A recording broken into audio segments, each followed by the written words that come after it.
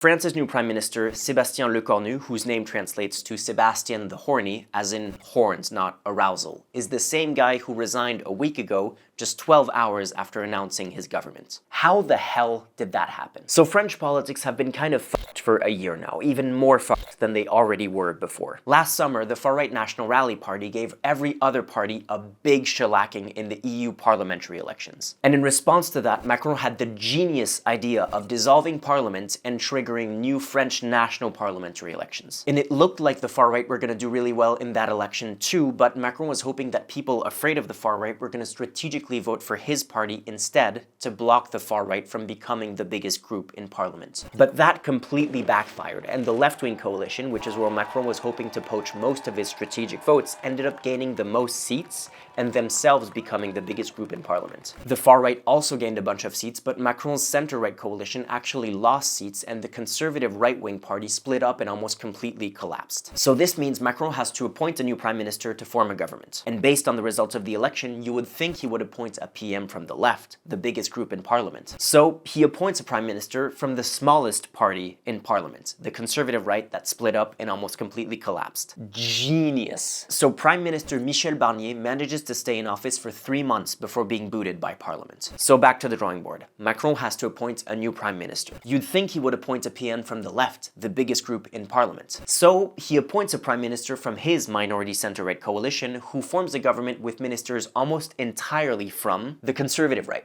the smallest party in parliament. And Prime Minister François Bayrou manages to stay in office for 8 months before being booted by parliament. So back to the drawing board. Macron needs to appoint a new prime minister. You would think he would appoint a prime minister from the left, the biggest group in parliament. So Macron now appoints another PM from his minority center-right coalition, who forms a government with ministers almost entirely of the conservative right, the smallest party in parliament. But this time, new Prime Minister Sébastien Lecornu doesn't even have time to be booted by parliament. The backlash to his new government is so severe that he resigns the morning after announcing its composition. So back to the drawing board. And